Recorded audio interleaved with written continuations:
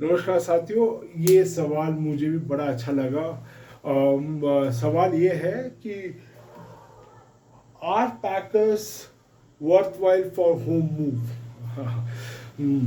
Are packers worthwhile for home move.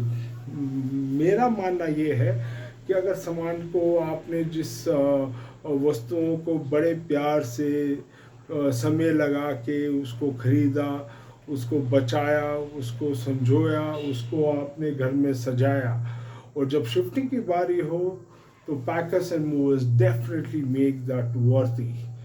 देखिए sir, packers जो होता है वो सिर्फ सामान मूव नहीं करता, वो उसको सिक्योर भी करता है। वो आपके डैमेजेस को प्रिवेंट करने के लिए इन अपने तमाम जो अनुभव है उसको लगाता है ताकि आपका सामान सुरक्षित रहे।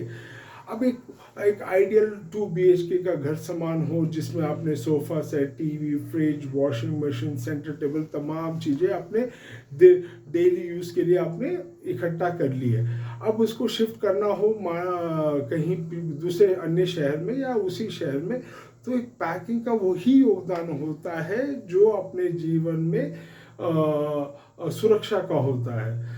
हम सुरक्षित महसूस तो करें, तो सुरक्षा महसूस कैसे होगी? Because when you hire a good packer, आप अपने सारे इन्वेस्टमेंट को कुछ एक्स्ट्रा पैसे दे के आप सुरक्षित कर रहे हो कि मेरा सामान सुरक्षित पहुंच जाए and there is no losses and damages.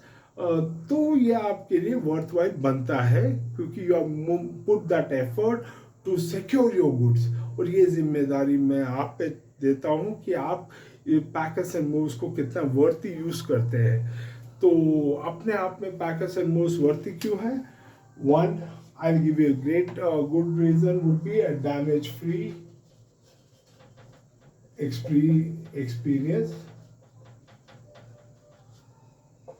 और डैमेज फ्री से मेरा मतलब कतई ये नहीं होता कि डैमेज होगा नहीं, लेकिन उसको मिनिमाइज करना ही पैकर्स एंड मूव्स का एक मुख्य कारण एक ज़रूरत यही पड़ती है कि पैकर्स की, कि आपका सामान बेस्ट पॉसिबल मैनर में पहुंचे with the least risk and damage free moving experience का एक होता है। सेकेंड, पैकर्स एंड मूव्स और किस में काम आएगा?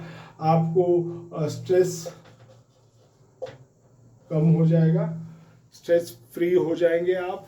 आपका काम सुपरविजन या उसको मॉनिटरिंग कह लीजिए, उसके अलावा आपका ज़्यादा काम रहेगा नहीं, तो ये आपको स्ट्रेस से बचाता है। नो फिजिकल चैलेंजेस, ये थोड़ा ठीक लगा मेरे को। फिजिकल चैलेंजेस अवॉइड कीजिए क्योंकि मूविंग में हेवी फर्नीचर लिफ्टिंग, लोडिंग, उसमें physical damages, physical pain resist करना पड़ता है। तो इसी के लिए आपको एक अच्छे पैकर की जरूरत पड़ती है।